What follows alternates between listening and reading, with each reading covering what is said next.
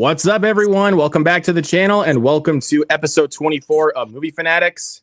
And I got to say, once again, you forgot the intro. I don't know why. Wow, 2 times already. Two episodes. I failed at putting the intro. I've had a long day. Cut me some slack, okay? All right, we'll cut you some slack. Next week, he'll forget. Next week, he'll forget too. I'm calling it right now. Next week, he'll forget again. Oh, God. Hardest we've already laughed starting out a stream already. Oh, my goodness. But, anyways, welcome to episode 24 of Movie Fanatics. Of course, my co-host is here. Michael, how's it going, my man? Feeling good. Feeling good. It was hot today here in the city. Oh, hot day down here, but let's not get into it. Yeah. But we also have a special guest here tonight, first time on Movie Fanatics, here to chat with us about spoilers for Superman. It's my friend Jenabeth. How are you doing today, my friend? Doing good. Thanks, Luke, for inviting me to join to talk Superman spoilers. And I've seen Michael on some of your past live streams, so cool to interact with the two of you guys live and not in the chat. Oh, yes, that was fun though when we when you came into the chat and we were playing that Family Feud movie game. Some type of movie trivia game, and I was like, oh, these are fun because I don't really have friends to play movie trivia games with, and I feel like I have a lot of cinematic blind spots, so I haven't seen as much stuff as you guys have, but it's just more fun than my friends that are like, dude, I've never seen that movie at all. I don't know what that is. I don't know who that director is. So anyways, it's fun to have movie friends to play stuff like that. That's why we were like, oh, come on up for a movie game night. Whenever we do another game night, we'll get you on for that. Okay. I'm excited. I mean, if I'm free. Oh, your mic cut off. Uh-oh. Yeah, Jenabeth, this is going to be a recurring thing here. This happens all the time, I promise. Okay. I can still hear you pretty well, though. Yeah. I think it's just. I look at my headband. That's why I say every time his mic cuts off, it's going to be like we should do a drinking game for one episode. I think I probably just need a new USB or something. I don't know. Might be the case. Yeah, always the tech issues. Happens all the time. But anyways, let's go ahead and. Let's start off with the weekend box office before diving right into spoilers. This should come as no surprise for what is still at number 1. It is still Superman. Cracking with a 53% drop at 58 million. This movie, I'm so happy this movie is doing really well. It's going to go to $1 billion. I'm not quite sure if it'll hit $1 billion. Personally speaking, Jenabeth, what do you think? Do you think this could hit $1 billion? Here's what I've kind of heard, and I don't track the box office stuff internationally or domestically as close as other content creators and stuff, but I do know that Superman, just as a character, the Superman movie isn't doing as well internationally as it is domestically. It's not as much of a well-known thing, like in China or whatever. So I do think that most of Superman's overall box office is coming domestically. But I think probably Jurassic World Rebirth probably is doing well internationally with the dinosaurs and stuff like that. Even though my take on that movie was as somebody that is a fan of the Jurassic Park films, I thought it was pretty mid, but it was it looked amazing. But when it comes to this Superman movie, I just don't know if it really will crack $1 billion because it's not as, I guess, internationally loved as maybe some other franchises. So that's kind of my concern with that. But I hope that it does well enough for sure that DC is really excited to pump more money into the rest of the DCU. I hope so. Russell says, hey, guys. He says, hey, guys, I haven't seen Superman yet, so I'll see you next week. All right. Go see it, dude. Michael, what are you doing on here if you haven't seen it? If we're talking spoilers. Oh no, he's talking about somebody in the chat. No. Oh, in the chat. I need to look in the chat. I was like, what? Michael, why are you here if we're talking spoilers? Okay. Already we're off to a good start. It makes sense, yeah. With Okay. Old Restless not wanting to join this stream because he doesn't want to get it spoiled. He or she. Yeah. Anyway. Okay. Anyways, Jurassic World Rebirth clocking in at number 2. Again, not really surprising. Because dinosaurs. Let's go ahead and let's go ahead and take a look at the worldwide. 400. Doing good. This is pretty good. Mm-hmm. So far. I'm pretty happy about that. Jurassic World Rebirth. Here, let's see. 652 million. Doesn't surprise me. Oh man, even though I haven't watched the last 2 films, but they're give them a watch. Not, sorry. What were you gonna say? I was gonna say they're not really worth it. Not even Rebirth, honestly. They're not really worth it.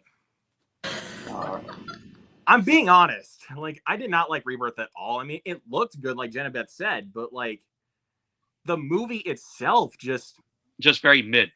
It is entertaining. Like whenever I posted my review, I made it clear. Like, I do think a casual film goer will really enjoy themselves. But I think like if you're somebody that really loves all the Jurassic movies and you're maybe wanting something fresh, it's not going to deliver anything that you haven't seen before done better. So, definitely not. but the CGI in Jurassic World Rebirth, in terms of like the dinosaurs and the practical effects and all that, that looked really good. I mean, the dinosaur stuff directed by Gareth Edwards looked really good. It was the mid-tier story with just characters that were just pretty shallow, so generic that was like, yeah, I'm not the most compelled by these characters. Yeah. But hey, I'm still glad it's doing well. Like, I'll be nice about that. Like, I'm glad it's doing well. Just was not a fan of the movie. Hey, Josh. Hey, Josh. Hi, Josh. How's it going? Let's see. In third place, I Know What You Did Last Summer. Which I know you saw. I did see it. Did not like it at all. That's what I figured, Luke, because everybody that I've heard just has been saying it's been disappointing, and I'm just like, I'm not even going to waste my time. Just don't. I mean, I want to see it because I like the original. I did not watch the sequel. I still know how you did last summer, but from what I heard, this film, I guess it's like a remake, or like remake remake / reboot. And from what I heard is that they're totally ignoring that direct to DVD sequel. So, oh, where'd he go? He's gone from his own live stream. Yeah, he this is what happens. This is a common recurrence with him. So hopefully he'll come back. He'll get his mic situation all straightened out. But yeah, if you watch the streams, it's a common recurrence. The audio cut out like on all your guys' ends, so that was why I refreshed, so that way I could just come right back on. Okay. So, but I was saying they're totally ignoring the direct to DVD sequel. Well, I mean, I kind of already assumed that it doesn't exist anyway. Mm-hmm. Like, but yeah, like I saw this with my best friend, and we were both like we had very opposite reactions to this. He loved it. I like the choices that they make in the third act involving one of the legacy characters. I was like, nope, I'm out. Won't spoil it. Yeah, won't spoil it. But I was not a fan. But it's not doing too good. Yeah, it's. Oh well. Smurfs. Yeah. Which disastrous opening. Which this guy saw as well, and he loved it. He told me, no, he didn't. He hated it. Michael, I literally sat in that theater with a complete straight face. I feel bad that you had to sit through those awful Smurf puns. I could tell just by the trailer that it wasn't going to be good. Literally, so, yeah. I tend to just like with stuff like that. I'm just like, I'm not even going to waste my time. Literally, every time I went to the movies, because I have an Alamo Draft House by me, every time I go to see a movie there, it was always playing that Smurfs trailer to the point, right? And you're like, oh gosh, another one. That's the one thing I'm glad I saw this movie for. To the point, I'm like, all right, please let this movie come out already, so I won't have to see this trailer ever again. I know, like that's the one good thing about this movie. I'll never have to see the trailer ever again. Yeah. I like that. I that's a good take with some movies. You're just like, yeah, no. Look at this, 37 million. Not doing too good. And that movie had a $100 million budget, and the animation for that looks like garbage. Oh no! The animation is terrible. Nobody asked for another Smurf. Is it making back its money though? Oh no, 37 Not even close. Million. Not even close. Not even close. Yeah. Oh my god. Yeah. It was gonna. I mean, I will say though, this summer when it comes to the slate of movies, I mean, it's a pretty killer summer in terms of. I mean, there's like this whole. A lot of the top 10 in here, just really good movies. Or I mean, you know, like Elio, I thought was good. It wasn't great. F1, How to Train Your Dragon, Jurassic World Rebirth, Superman, and then Fantastic Four is coming out this week. Like it's just it's a tough landscape for a Smurfs movie. I'll say it's just they got a lot of competition with what's out right now. That's so much better. I'll just say that the budget of I know what you did last summer is 18 million, and of course it's 25. It did 25 million. So, I mean, yeah. I mean, you say that it's making its money, but who knows? But not like in the way that that Sony was wanting it to do. Yeah.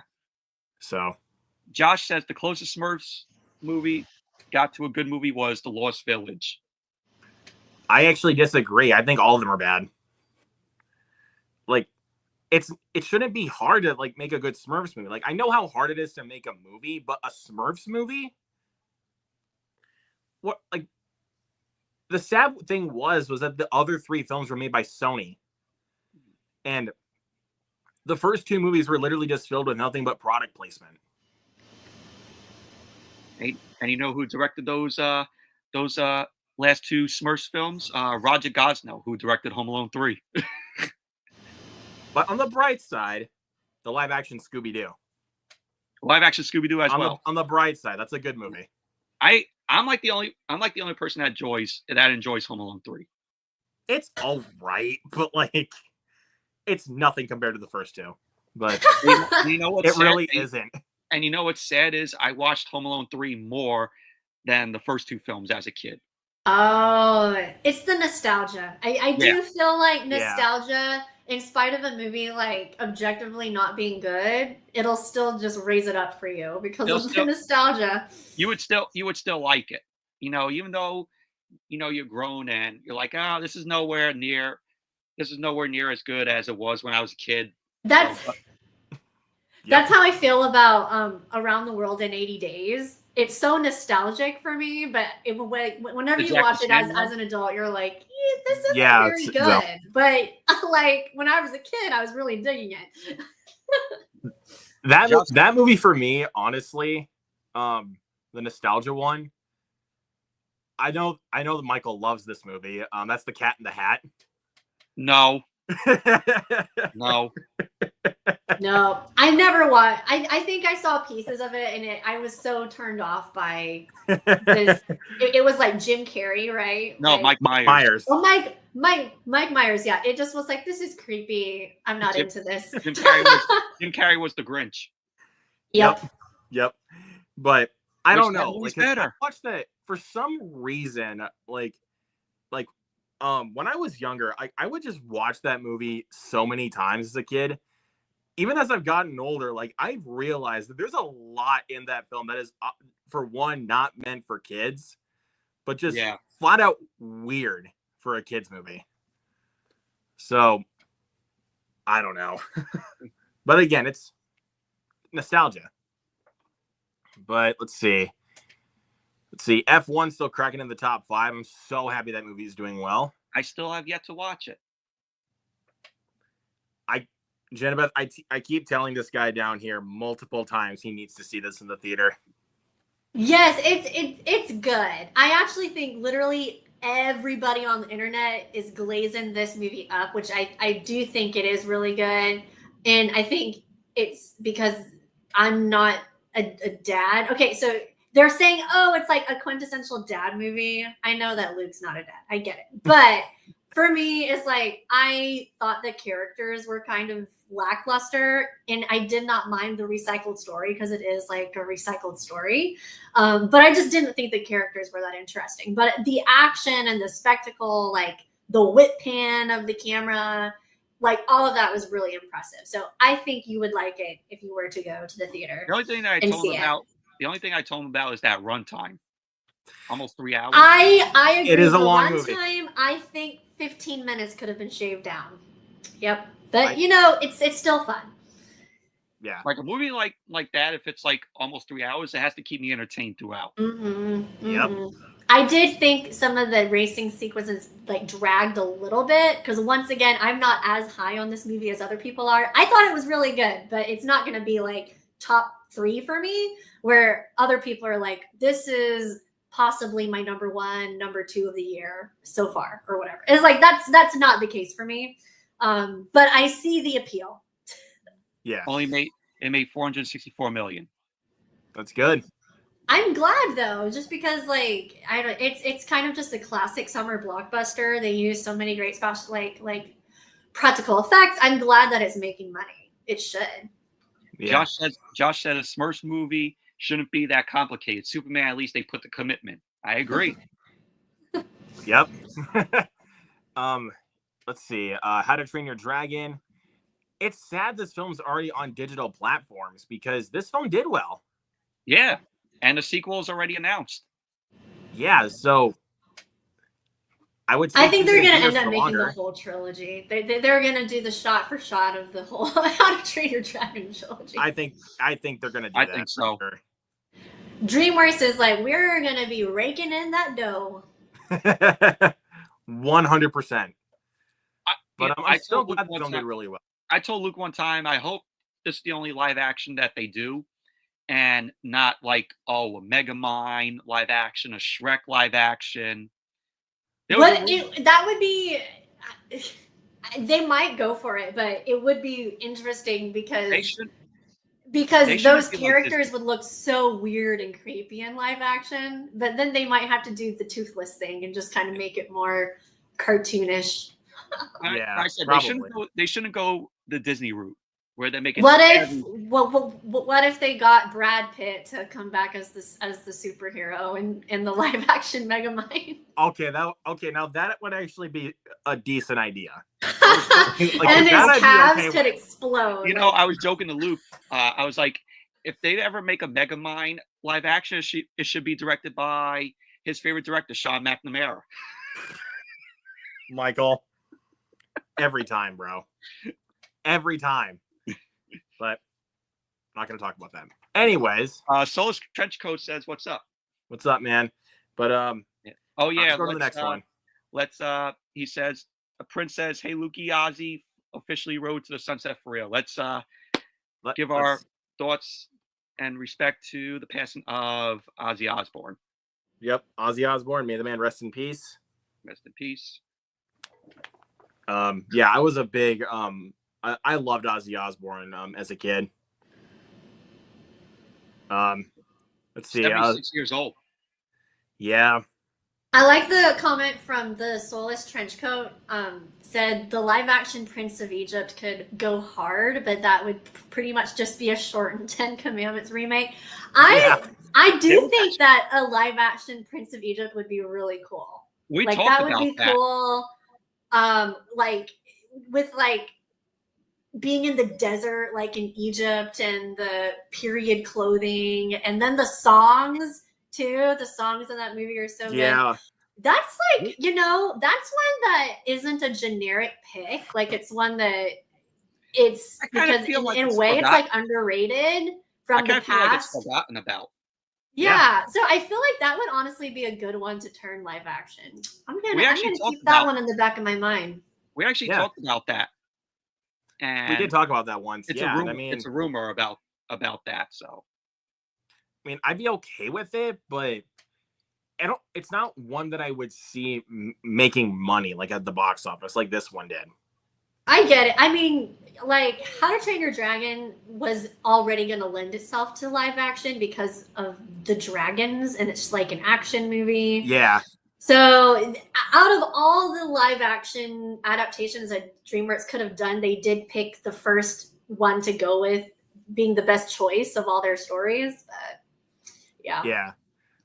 Let's see. Go to the next one. We got Eddington, Ari Aster's new film, which is a COVID Western. Heard this film sucks. I have heard some people say they were pissed off leaving this movie. And I'm like, and plus from what I've heard the film is actually about, besides being a COVID Western, like involving like some of these different topics, which I'm not going to get into. Because those are very touchy subjects. Only 4 million domestically.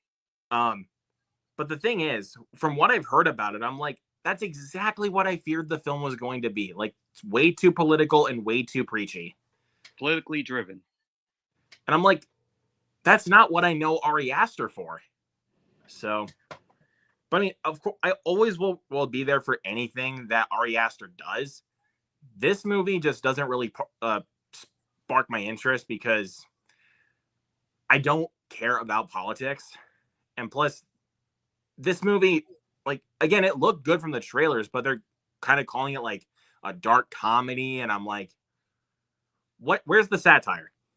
He showed me a clip of, Joaquin Phoenix's monologue. His monologue in the car, which was good. Like, that was good. And I was already bored by it.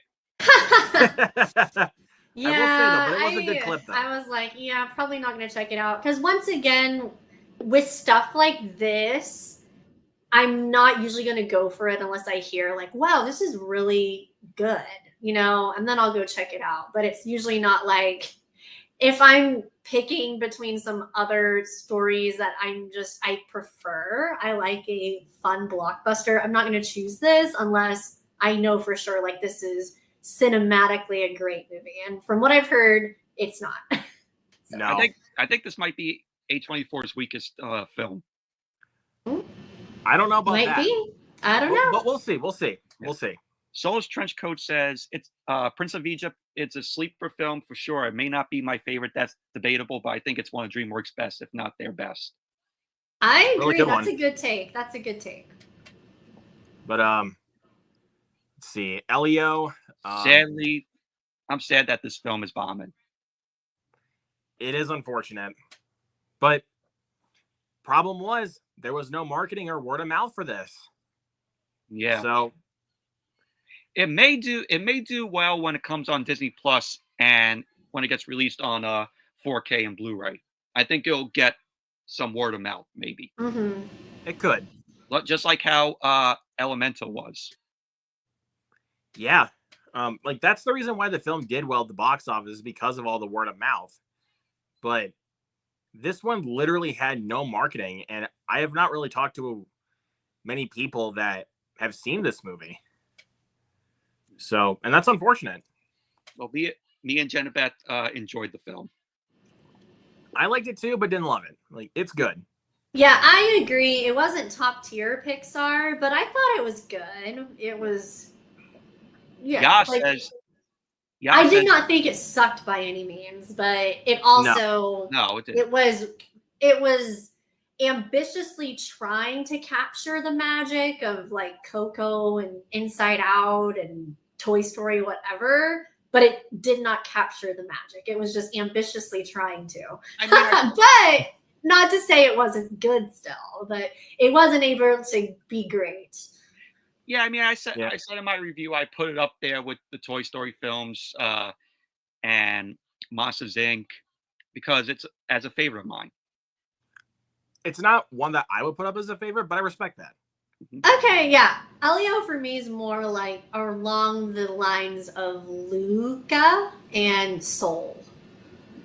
I would say it's morally up there with like in regards to middle tier with like Finding Dory and Monsters University personally. Yeah, okay. I actually liked Elio more than those two. That's fair. That's fair. Yeah, but it's interesting with Pixar, and they're just like, if you truly have like a ranking of all their movies, it's like kind of a large spectrum since they've been making movies since 1995.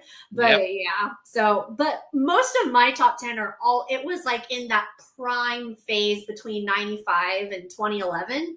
It's like those movies I think are the best. So yeah says I've never even heard of Elio.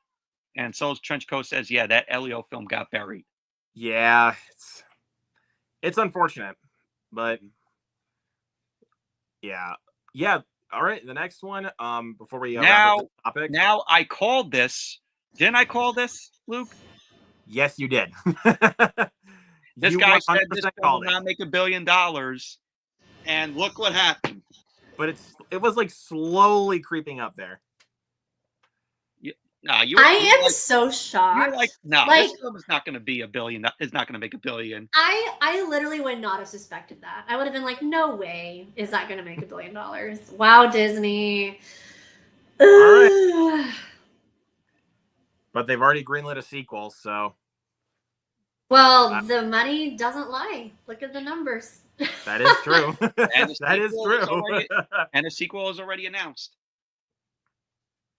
No surprise there. We'll see what they do.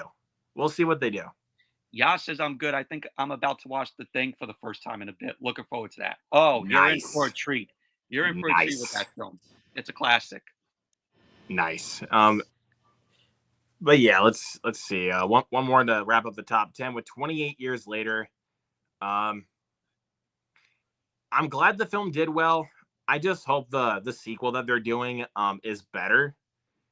Because I was not a fan of that ending at all. Because honestly, the more and more I think about this movie, the less I like it, honestly. It's not good. Which is really disappointing. Because this was one of my most anticipated of the year. I love 28 Days Later. I love 28 Weeks Later. This one was just okay. And that's disappointing. Yeah. I've heard it's polarizing. I haven't seen it yet, but I've heard like you either really love it or you hate it. The ending, I'm gonna say this right now. The ending is going to decide the movie for you. Yeah. Jennifer, I have not seen any of these films.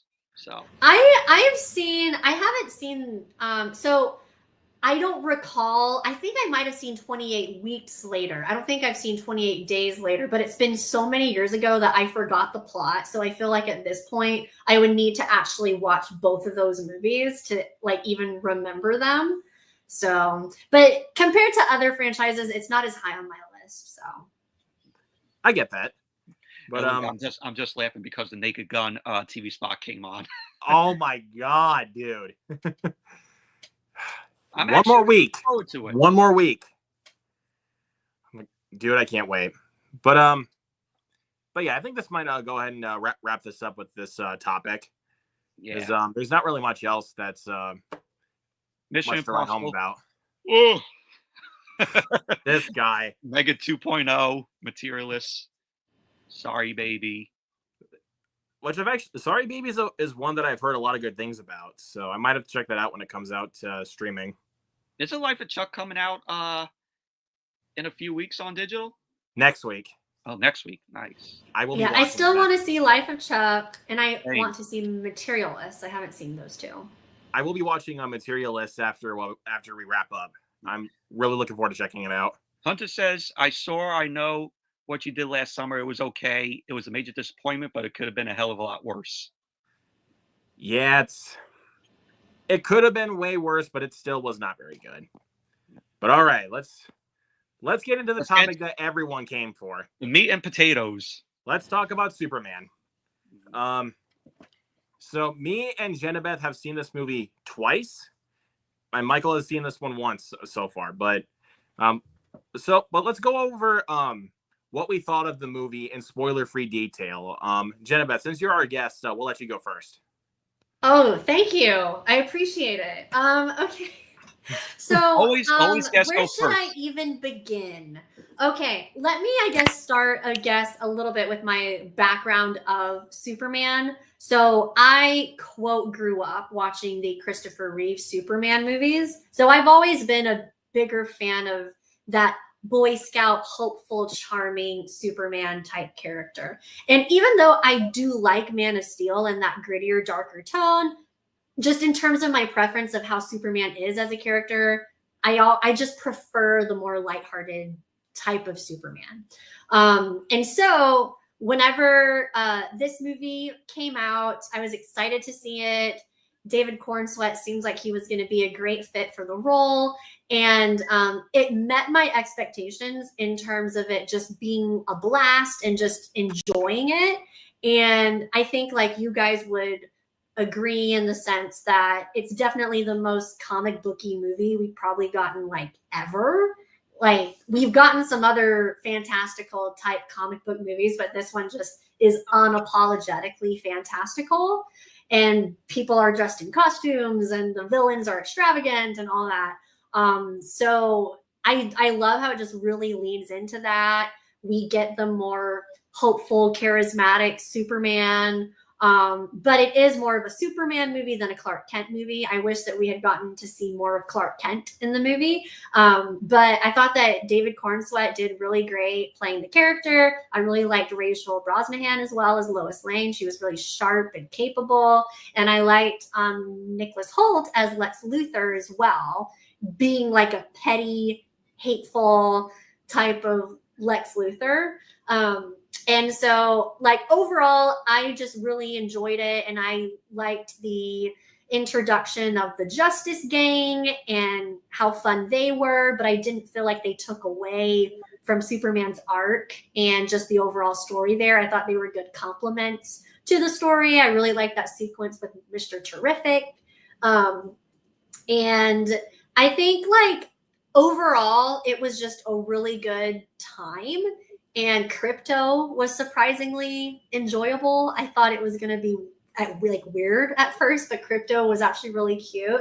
My main, I guess, issues with it is for like number one, this wasn't really an issue for me, but I could see it being an issue for other people, is the fact that you are just immediately dropped into the dynamics. There's like no setup really for anything because Superman and Lois are already dating and Superman and Lex Luthor are already enemies. He's already in the middle of a battle. He's been Superman for 3 years. So you're just kind of dropped into the dynamics. And that didn't bother me. But I think if some people are going in almost like wanting a bit more of a origin story or something, or just this laser focused Superman movie, they're not going to get that. That personally didn't bother me. I think the main things that bothered me was because of just how it's paced throughout. There's just not a lot of breathing room for like the quieter moments to develop the characters a bit more. So I think I said like in my review, I think the film probably maybe could have benefited from like an extra 10 minutes just to develop a bit more characters, like maybe have a little bit more moments between Pa and Ma Kent, have more moments between Clark and Lois to kind of have us understand the depth of their relationship because they clearly love each other and they said it. And then also maybe get a bit more depth behind Lex Luthor and his motivations because he kind of just came off like overall just pretty petty. So I think like overall could have just used a little bit more texture there. But in terms of the overall experience, I thought that it was still a fun time. So that's kind of like my non-spoiler thoughts. All right. Michael, what did you think without spoiling anything? Well, I really enjoyed the film. I first going into it, when it was announced that James Gunn was going to be doing it, I'm like, okay, this is going to be awesome, because he did a great job directing the 3 Guardians of the Galaxy films, and I was like, all right, I have faith in James Gunn, with him doing Superman. And then saw the film, and I was just into it. The movie opened, and I really enjoyed that they blended the characters really well, and they didn't make it like a whole mess of a film. I thought David Cornsweet did a good job as Superman. He has good chemistry with Rachel Brosnahan as Lois Lane. Nicholas Hoult, I thought he was a very menacing Lex Luthor. I really enjoyed Mr. Terrific, played by Eddie Gathergy. I think that's how you pronounce his last name. Really enjoyed his character. Green Lantern, played by Nathan Fillion. I thought he was very fun, even though he was kind of a prick at points. Where in the comics, he's supposed to be like that. Yep. Hawkgirl, I enjoyed her when she was on screen. I know a lot of people were like, "Oh well, she didn't get that much screen time in the film," but still, it was good to see Hawkgirl in there.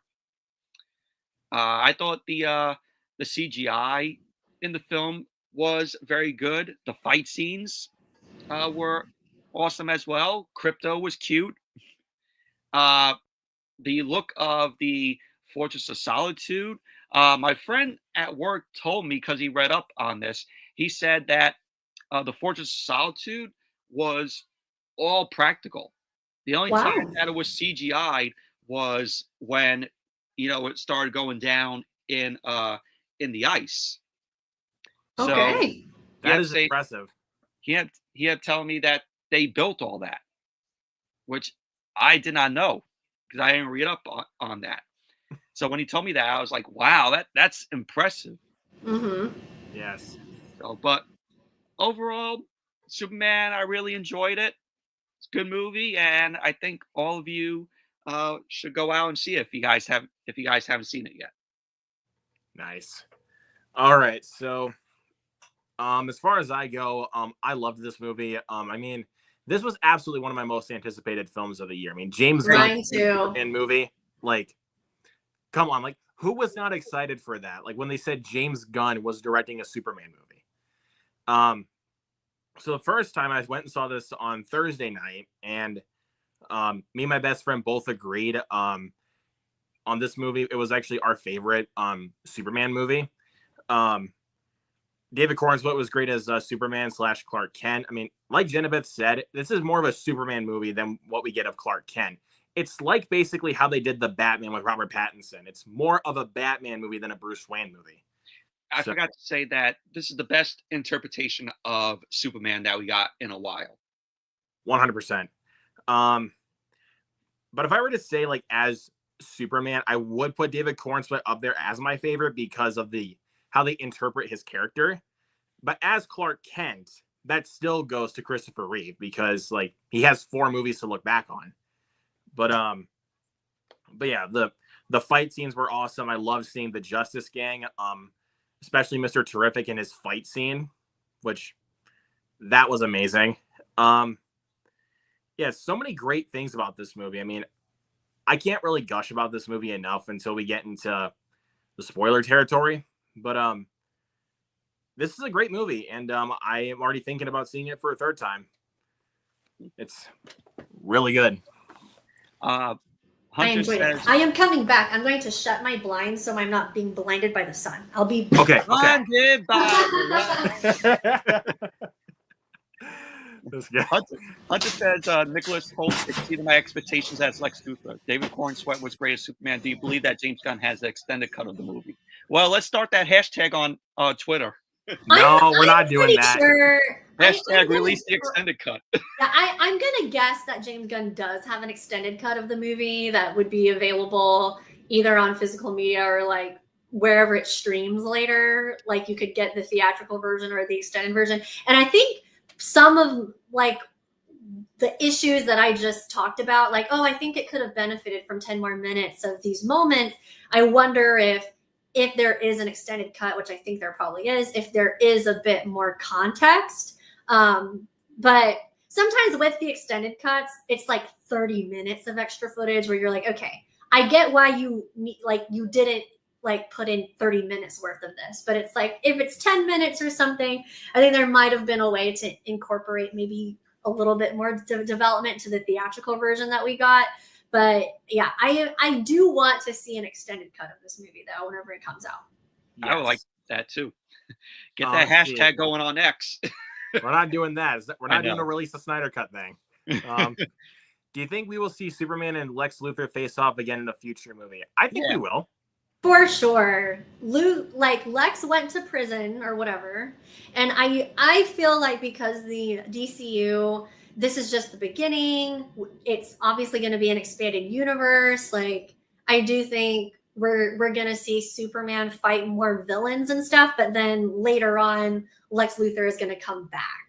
And he's going to have been doing some shady stuff in prison or whatever. But he will definitely be back. And I think the audience wants to see him back as well. I think the next villain that they should put in the sequel should be Brainiac. Brainiac would be a good one. I would love to see that for sure. But yeah, save Doomsday for later on. Yeah, 100%. Like, no need to put in Doomsday this early because this is literally only the beginning of this new DC universe. Mm-hmm. Yeah, don't jump the gun like that. 100%. No, go right into having Doomsday in the film. We're not doing that. Knowing James Gunn, he'll take his time. I have a better description of Green Lantern. I would consider Green Lantern as a self-righteous, morally ambiguous prick son of a beehive. Well, that's Lex Luthor in this film. Well, Green Lantern is kind of the same way if you really think about how cocky he is. Well, he wasn't menacing as Lex Luthor was. That is true. That's a good description, though, Hunter. But anyways, let's go ahead and get into some spoilers about Superman. So if you guys have not seen Superman, please leave the stream and come back once you've seen it. This is just to keep people safe from being spoiled about it. Yes. So, because I don't want people to like listen to the stream and then be like, "You spoiled the movie for me." You should have put in the title.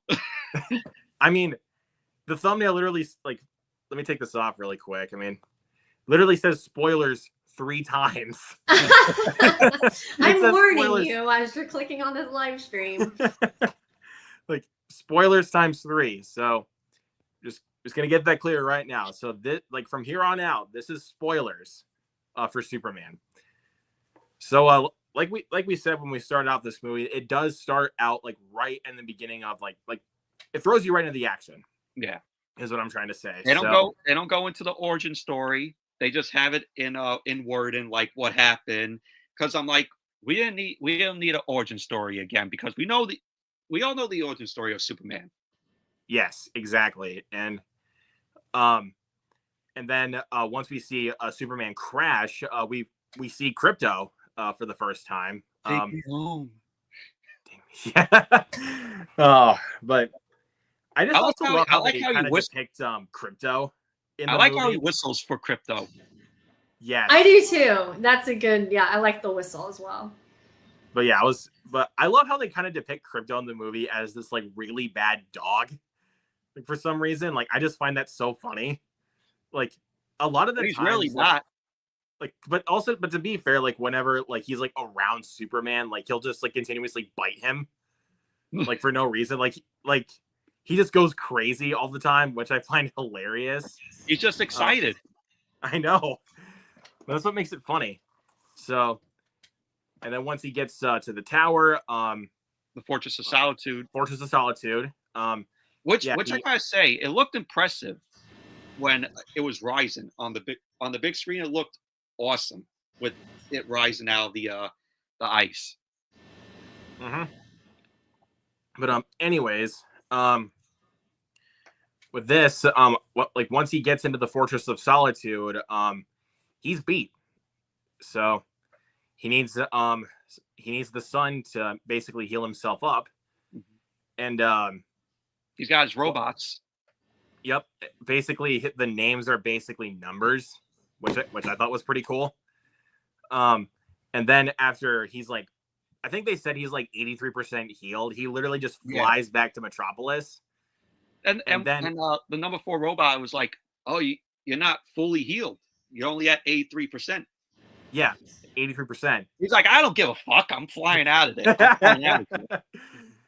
Yes, but yeah, once he gets back into Metropolis, he fights these robots that are being controlled by the people at Luthor Corp, which that was a great fight scene in and of itself. What did you guys think of that fight scene? That fight scene was awesome. Yeah, I enjoyed all of the like action sequences and just and like how it was choreographed and a little bit humorous with everything. So yeah, I enjoyed it. Yep. And, Jenabeth, you got a new subscriber. There. Oh, thank you. Channel. I always appreciate the new subs. Let's see. One of my all-time favorite moments of the film was when Mr. Terrific yelled, "You don't say at Lois," using a deadpan sarcasm. Yep. I just love how James Gunn like writes humor for everybody. Like, I mean, I know some people will say that he does make the jokes go on a little bit too long, which I can understand. But if you execute it right, then it's funny. Yeah. Yeah. So. What did you guys think of the Daily Planet cast with like Jimmy Olsen and the boss and all that? Like, what did you think of the takes of these characters? You know, it's funny. The actor that plays Jimmy Olsen, there was a photo online that said he was in a Drake and Josh episode where Miranda Cosgrove used him to get back at Drake and Josh.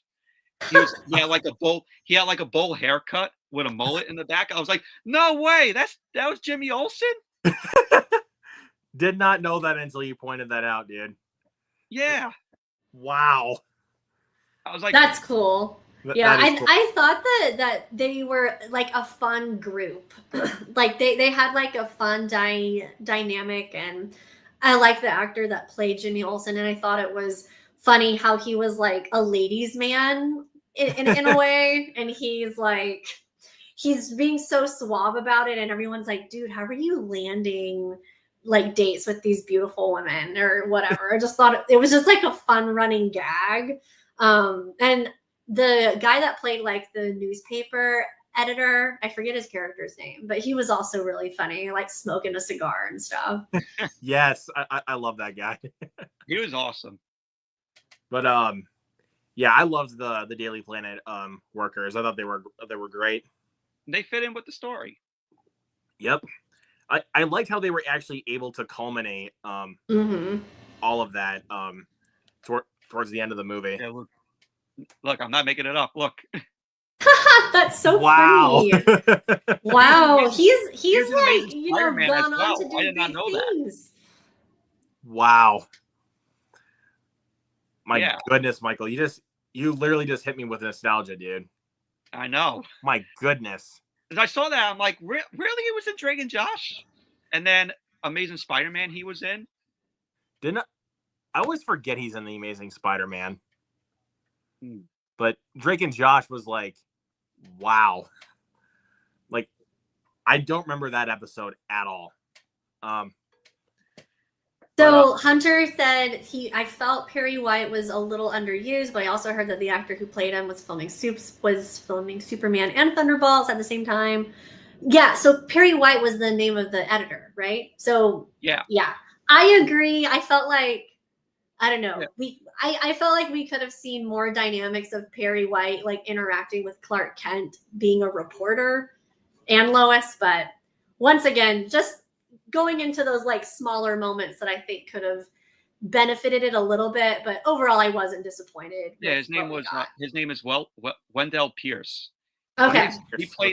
He played the congressman in Thunderbolts. Oh, That's right. yes. Dude, That's so right. the superhero movies this year, because I've also heard Fantastic Four is good. I mean, I heard it was good as well. I think it's been good. I mean, I thought that Captain America Brave New World was pretty mid, but yeah, Thunderbolts was good, Superman's good, and I'm fingers crossed hoping that Fantastic Four is good, but that's what I've heard. So I'm excited. Yeah. Fingers crossed. Fingers crossed. What me and Luke are probably gonna go over the Rotten Tomatoes tomatometer that Fantastic Four got possibly after this. Oh, and Hunter said that he saw Fantastic Four and it's good. So lucky I'm you. excited. I'm seeing it on Thursday, so I'm excited. I'm seeing it Friday. What did you guys? So like going into kind of the bigger I guess conflict of what's going on with Superman. It's because he interfered with international relations. There's the country like Moravia or something that apparently that country is not an ally of their world, the United States. And I say that because it's like it's a separate world from what we're living in. And then he's essentially just getting himself involved in like international relations because he's trying to protect a country that, quote, isn't politically on the right side as the US. And that's kind of like where that conflict comes from. And I thought that was like a good theme to explore. I know it's not the first time. I mean, it's like past Superman movies have explored that in terms of like, does this powerful of a being, should he have that much agency kind of thing? But I thought it was a good thing to explore given the overall arc that Clark goes on of kind of discovering like of why he's Superman and why he does what he does. So anyways, I thought it was a good introduction to the political climate to kind of kick off a plot thread of the movie. And no, the film is not woke as people said it is. It's not woke. God. I think I think it does touch on like immigration type of thing, but it's not heavy-handed. Like it touches on it, but I think whenever people are saying like it's just objectively like you're getting hammered on the head with it, that's not true. Like it's pretty subtle, but you know, it does have like a theme like that, but not too heavy-handed in my opinion. So right. Hunter said, did you hear that they had to cut the kiss scene in Superman so the movie could come out in a different country? That is so dumb. Yeah, I agree. I did not even know about that, actually. That is kind of weird. But anyways, hold on 1 second.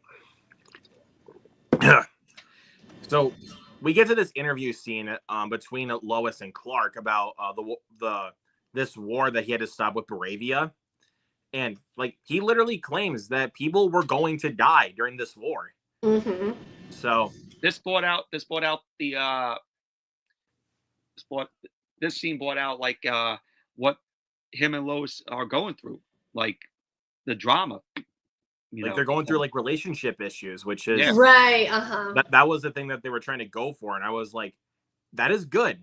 Like that is good with what they're trying to do here. But yeah, once we get through that, we basically get through a scene where they have this where they're going into for some reason it always blanks what the tower is called. Fortress of Solitude. Fortress of Solitude. Jeez, why do I always blank on that?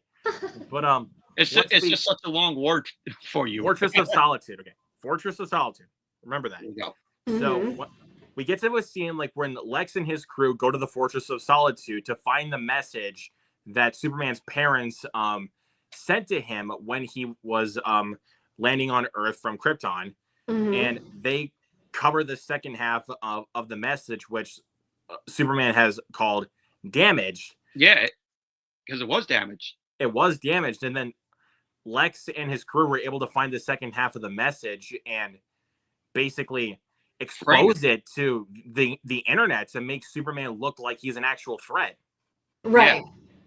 which even then, like when you look at it, it's like even then, like when you see it, it's like that wasn't the intention of Superman, but like I like how James Gunn like depicts that, where it's like, because it does happen a lot, like where people see one thing like, without knowing what actually happened, and then people just go crazy like all over the place like once they hear one certain thing. Yeah, I thought so. I have not read the Superman comic books. I just don't read like comic books in general. I just watch a bunch of superhero movies.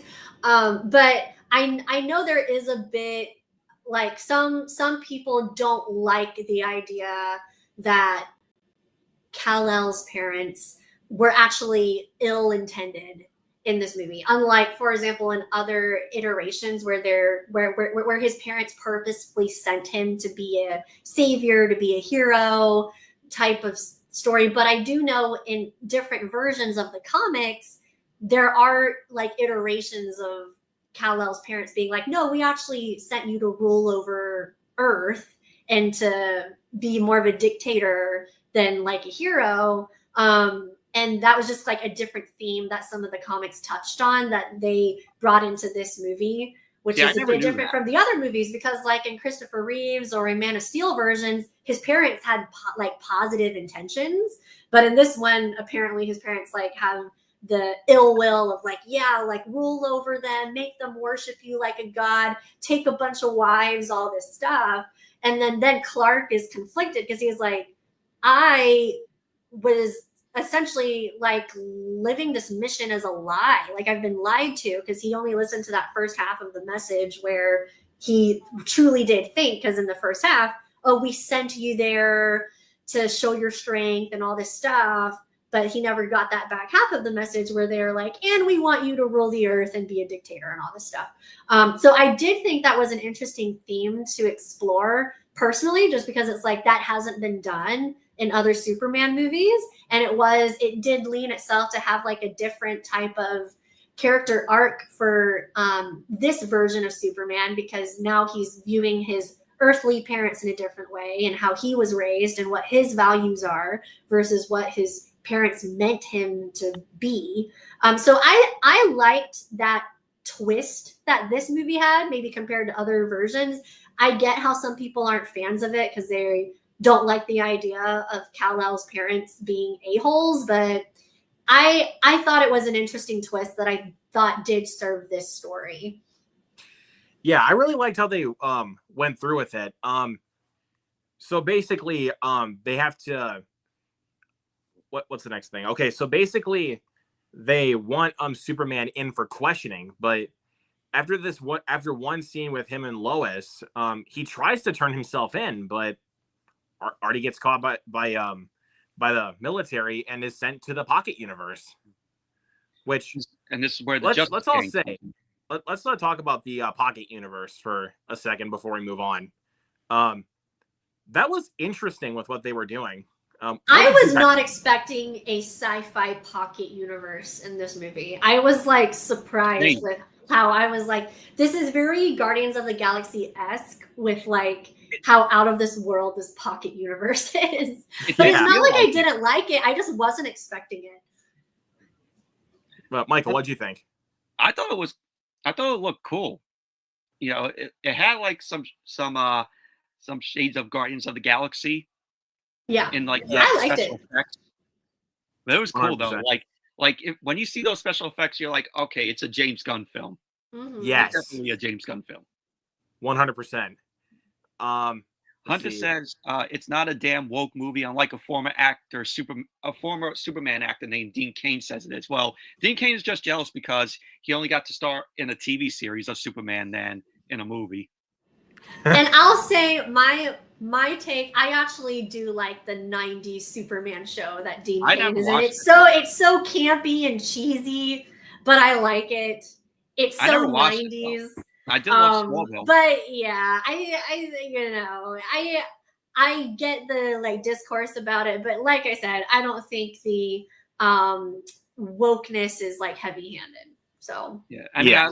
I love Smallville though. That's one of my favorite shows of all. oh yeah, I haven't committed to watching 10 seasons of that show. I've just seen clips of it, but I know I would like it. It's so up my alley. I think Tom Welling is an attractive man, and yet at And this Jennifer- point he's like old now, and not like old, but like And- I think that show started in 2001. I'm just trying Yeah. to give context here. Anyway, Tom Welling in his peak day was like so handsome. And Jenna, but I actually got to meet Tom Welling Oh, when? Lucky. At like a at New York Comic Comic Con.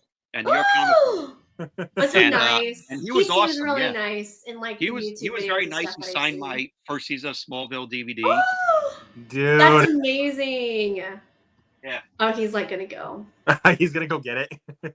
Yeah, But let's see. that's his. Oh my signature light God. bulb. Dude. I actually also got signed by Lionel Luther. Guy who played Nice, Lionel Luther. dude.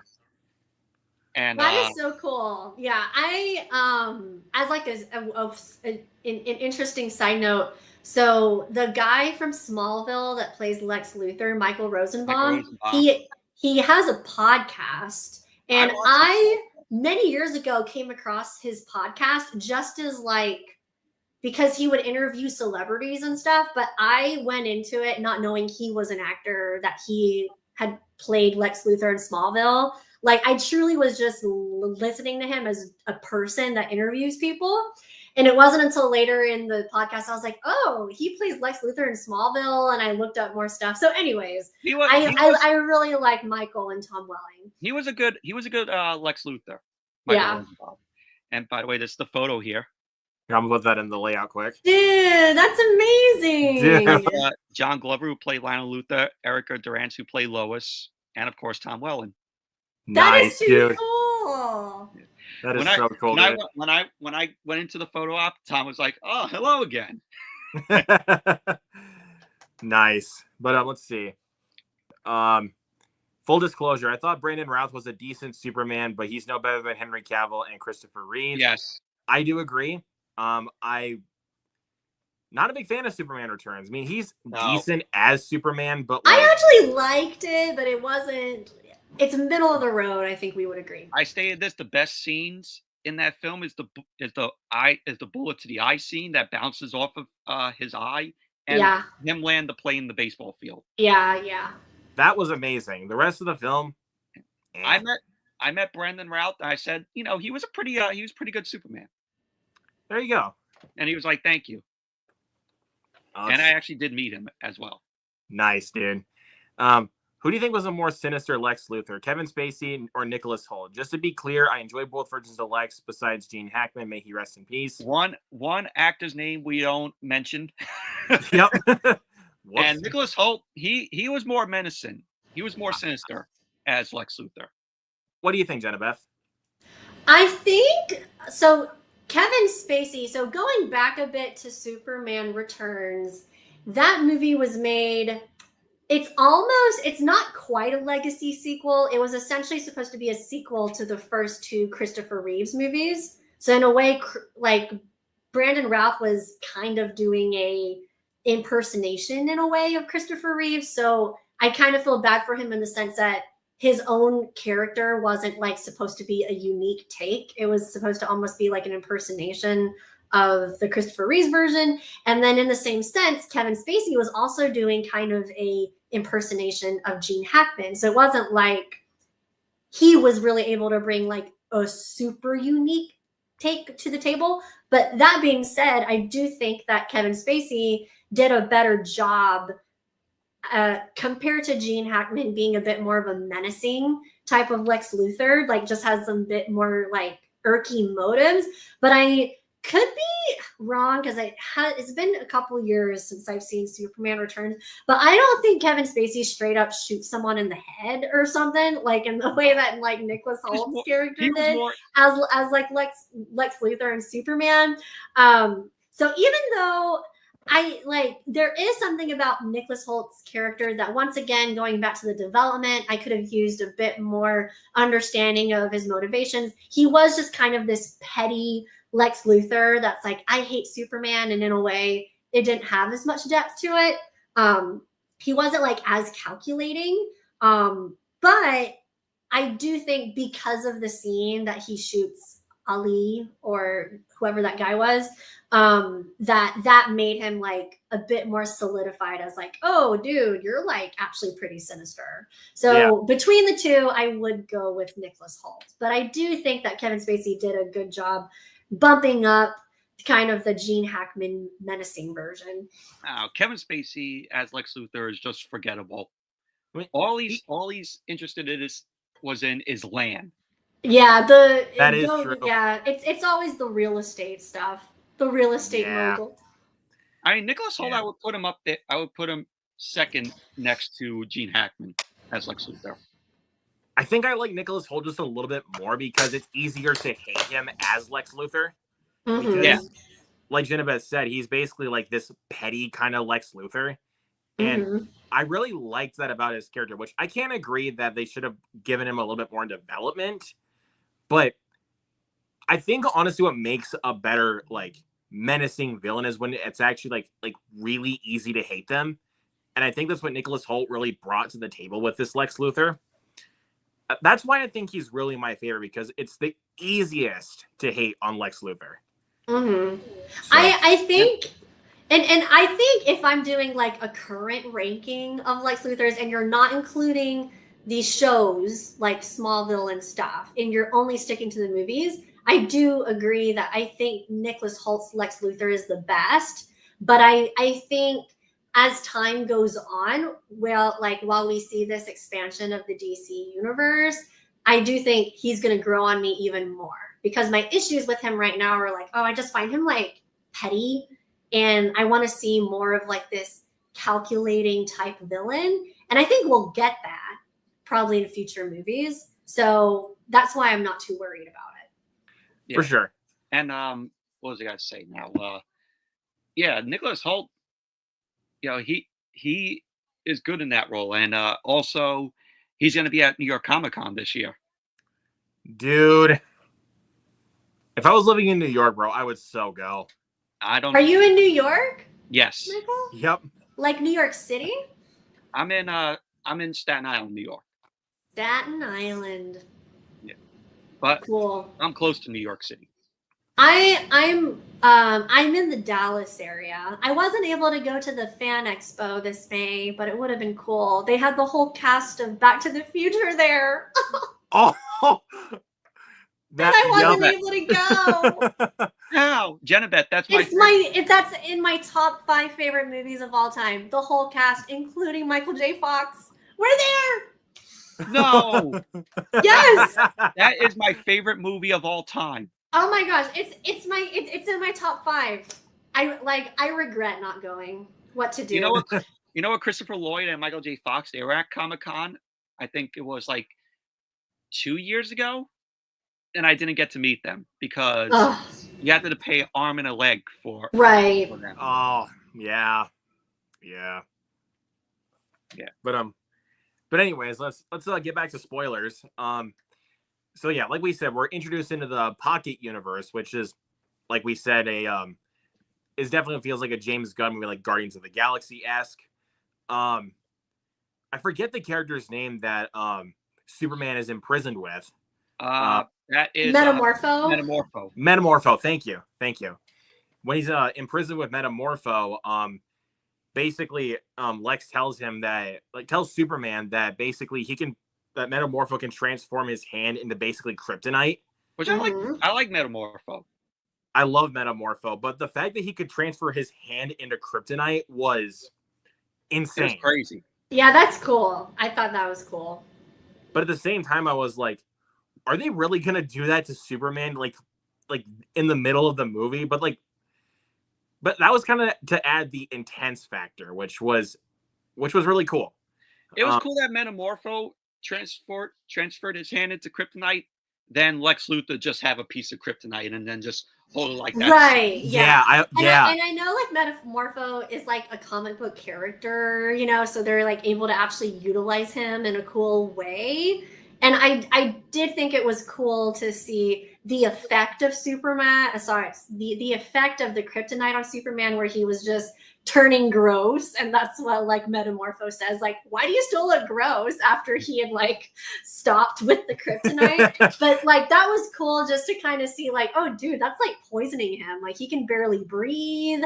He's so weak. And so yeah, I thought it like one of the reasons why Superman isn't ranked higher for me as like I guess my own personal superheroes is because his character is just so invincible, like except for kryptonite. And lots of times if you just see like different versions of his character, he rarely ever gets beat up and all this stuff. And I actually did like in this version how he truly was suffering. Like he really is getting like beat up, which I liked. And you know, there's always going to be online haters that are like, oh, I don't like how this Superman was getting beat up. It's like, well, I don't want to go see a Superman movie where he's like winning all the battles and like he's invincible. That's no fun. It'll get boring. Right. Yes. And so anyways, I liked how he was suffering, and then how Metamorpho then changed his mind to not try to be the bad guy and kill him anymore. And he kind of had a change of heart after Lex Luthor shot. Helps him to get Superman and he's like, I need you to help me to like get my baby. And the whole him making a son was really cool because that's how Superman was going to get his powers back. I thought that was cool how he was like, have the power of the sun in the palm of his hand. Yes. I thought the baby was cute though. I did too. It's a cute alien baby, little Metamorpho baby. Yes, but then we get the fight scene in the Pocket Universe, which was so much fun. That. Great. That was so much fun. And then like this like black hole comes into play, like during like the last bit of the fight scene. That was crazy. Like that was some crazy stuff. It really played up your emotions on if they're gonna go through the black hole or not. Like what would have been like if they went through the black hole. Yeah. And I want to call out, I feel like at least in the DCEU, I don't know if they ever used it. You never saw Superman use his like breath power where he's able to like blow. And so I liked how in this version they used it like with the dog, I think like in the first act, and then they use it again whenever he's like blowing them away from the black hole, and he's like grabbing Crypto, grabbing the baby and Metamorpho or whatever. No, like Metamorpho has him, and it's like that slow-mo shot of Superman just like holding them as they're going away from the black hole. I love that shot. It's like in slow-mo. And I thought like for once they're like using his breath power, because it's almost like in past movies they shied away from it because it's too dorky or something. But in this movie, it's like, no, this is a comic book movie. He has his breath power. Let's go. Yes. We'll just say the scene where he's beating up on that giant creature, where they end up bringing it out of a truck and it was small, and they're like, oh well, wait a minute. Yeah. Yes. Yeah. That was an awesome fight scene. Kaiju? Is that what that was called? Like, yeah. I don't know. Okay, the kaiju. And he actually saved I think it was a dog. Or he saved the dog because it was like right under the foot. Like, right under it. And he's like, that's why he used his breath power, like so that way he could get the dog out of the way. And I'm like, that is so smart. Like, and then he saved that girl, little girl. Even saved a squirrel. Which I heard they weren't going to use that scene. But I'm glad that they kept it. I'm a fan of the squirrel. Yeah. But also that scene with the kaiju is when we're first introduced to the Justice Gang. Yeah. Once they first come on screen, and it was cool seeing them on screen. I mean, I loved Nathan Fillion as Guy Gardner / Green Lantern. Almost every single scene he was in, he always got a laugh out of me. Yeah, same. But he stole the show whenever he was on screen. 100%. But then once we get out of the Pocket Universe, basically Superman is poisoned because of the kryptonite. so basically, Lois takes him back to his family farm, Mhm. and that's Yeah, when you we gotta finally choose see Superman's parents again. Mom, Pop, Yeah. Ken. But Yep. they don't call them Martha or you know John, yeah, um, it's like Pa Jonathan. and Ma Yeah, Kent. I liked the country version of Pa and Ma Kent. I thought they were, because they're not like well-known actors, so they just kind of felt really grounded and relatable. And I thought definitely the best emotional moment that we got in that movie was with Jonathan Kent and Clark whenever he's talking to Clark about how like I love that whole the scene. the message is what you intend for it to mean. Like, what's your mission, not what they thought was their mission, but what is your mission, kind of thing. And Yeah, so that was such that a was good definitely the best emotional moment, and it wasn't cheapened with a joke either. So that was like my Yeah. favorite part. I was like ticked off the second time that I saw it, like in the theater. There were people next to me sniggering that were just like trying to make fun of the movie the whole time. And I'm like, Really? guys, stop. Yes, it's so annoying. I'm just like, why are y'all here if you're just going to make fun of it the whole time? Why are you gonna make But fun of the anyways, emotional scene? I know, during like the emotional part. So, anyways, but I still enjoyed it. But I always am like annoyed when I sit next to disrespectful audience members. But You're not alone in that, there, Jenabeth, because Make fun of if you want to make fun of a scene, go watch a bad movie and make fun of it. thank I you. know. But I was gonna say right before we get back to this, I literally had that same experience watching Creed 3. Like there was a really emotional scene. Teenagers sitting in my row were literally laughing, and I'm like, why? Like, why? I don't know why people like have like such a fun time making fun of a like an emotional scene or something like that in movies. I don't Right. know. But anyways, so after Superman after Clark gets the news about Baravia and like what's going on, basically what Lex wants to do, since because the pocket universe closed because Lois and Mr. Terrific were in there for too long, he wants to open it back up, which basically means the whole world is about to crumble. And Lois wanted help from Mr. Terrific because Hawker wouldn't help her, Green Lantern wouldn't help her Yep. because of Superman's image that Lex Luthor unveiled to the whole world because of that damaged video Yep. of Kal-El's parents. Yep. So basically like I said, what Lex tries to do is to open back up the pocket universe. And basically it's starting to split the world in half. Like it even starts to get to Metropolis. And once it does, like that's when Superman finally comes back into play and literally saves a woman from like a crushing building like while she's driving. Which Yes, I like how she's like the last person that hasn't been evacuated from the city, and he like saves her from getting crushed by the building. Yes. And I love that shot where she's driving away, and then in the dust she sees like Superman like flying up like center frame with like all the dust around him. I was like, oh, what a cool shot. I love that. What were you gonna say, Michael? No, I was gonna say, that was a cool scene of how, in the dust, Superman comes out of that. Yeah, that was very well filmed.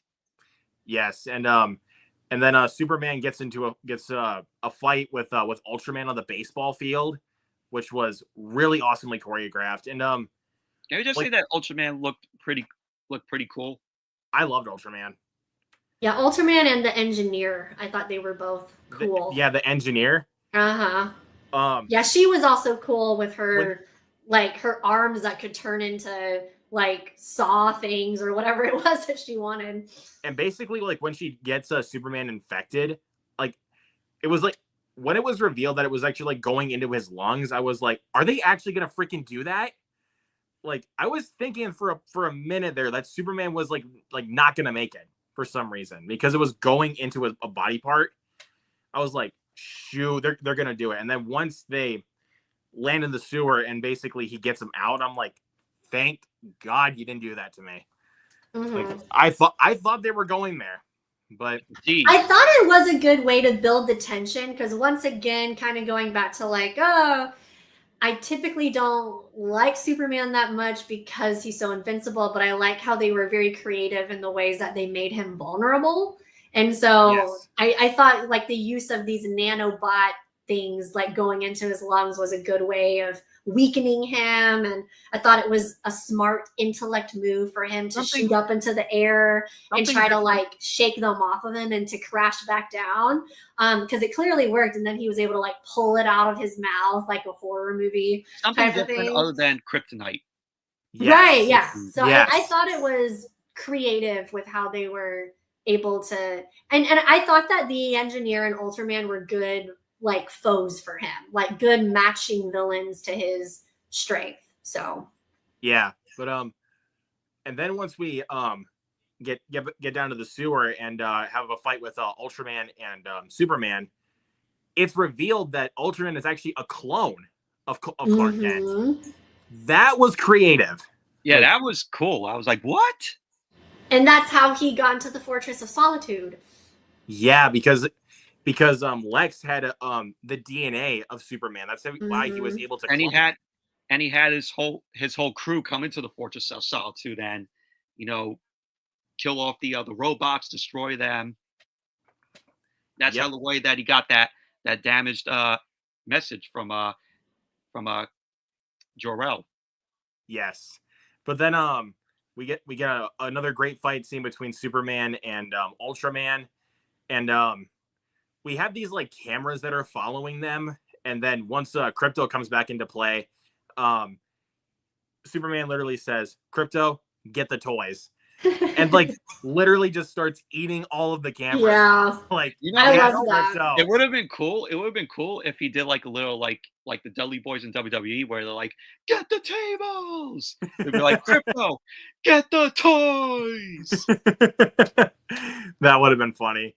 But yeah, that was great. And then basically like before Superman enters into Luthor Corp, Lex is about to leave the universe with that portal that he has in the background. So Superman comes in and basically kind of gives him this this little message about like what it really means to be human and what it's actually like for him. And I'm like, they executed that really well, by the way. And then basically Lex gets his ass whooped by Krypto. Right, I liked that. You know what that kind of reminded me of? Krypto jumped out like it was a horror scare. You know what that kind of reminded me of when Hulk was just smashing Loki around in the Avengers. Right, yeah. Yes. It was kind of like the Loki Avengers moment, but it was the Krypto and Lex moment. The Krypto and Lex Luthor moment. Yes. And then we get a reveal on the news that apparently Lex Luthor was a traitor. Which apparently, according to what the Daily Planet was doing, like what they were publishing as an article, basically Jimmy's ex-girlfriend Eve, who was basically the hot girl who basically it just takes pictures of herself, actually had information about what Luthor was doing. I couldn't stand her. That's the one. I liked her. I liked her too. Purposefully annoying, you know. I'm like, oh god, like it's like that character is like one of those girls that are like, Daddy, can you do this for me? Can you pick me up this? Oh, Jimmy, can we hang out all day? Yeah, I can see why, but like, oh my god. Yeah, I felt like she's meant to be that way. Like she felt like a comic booky, cliche, clingy character, and I thought she fit well into the over the top universe. God, but I want to back up for a bit because, like, what are your thoughts on the Justice Gang saving the little boy in Baravia and them being the ones to go like save the people in Baravia? So my hot take with it is, even though I love this movie, I wish that they had found a way to write it to where Superman was also able to go save the little boy and the Baravian people, because I was waiting for that payoff and it was purposefully misdirected. It was like the Justice Gang comes in and then what's the Green Lantern guy's name? Guy Gardner. Yes, Guy Gardner's like, well, sorry, kid, you got an upgrade. And it's like meant to be a joke, you know. So I get how it was essentially like a joke punchline kind of thing, but I actually really wanted to see that pay off, and I think it would have been like I think I would have been more satisfied if they had found a way to write it to where Superman still could have had his battles and stuff with the engineer and Ultraman, but he also somehow was able to rescue the little boy and the people, and the Justice Gang were maybe still involved in that, but maybe they were like going to try to go to the capital of Bravia to try to find the president, or maybe they were also trying to fight off the executioner. Like, I don't know. But I would have wanted to have like Superman do that save. But that's kind of like my bigger disappointment with it, like in spite of how much I loved it. But I know other people that literally doesn't bother them at all with how that played out. I like I wish I could have seen Superman save the little boy and the people in Bravia. I like the music in that scene where they're all just cheering for Superman, and then the boy just holds up the stick with the Superman, the flag logo on it with the flag, and he's just going Superman, Superman. I thought that was pretty cool. Yep. And then I just also love like during that fight scene, like when Guy is just like going around and just basically flipping off the military people that are involved with it. Can we like talk basically about using his powers, just going like giving the middle finger going up? Can we talk about the Mr. Terrific scene where he goes to Bravia and he takes out all of the people there with the drones? Technically, that was before the Pocket Universe. Yes, that's right. That was before the Pocket. That was whenever him and Lois had arrived to find Superman because they were tracking him, and they're like, "Oh, he's in a Pocket Universe," and it's like a government camp. Yeah. So then he's able to like fight off these like. I'm assuming they're government contractors, or maybe they're Lex Luthor's people that are contracted by the government or something. But yeah, that was like a fun sequence with the fun with the song. It was very like Guardians of the Galaxy-esque with like that slow-mo fight sequence along with a retro song, but it was enjoyable. Yeah. Well, I think they were working for Lex Luthor.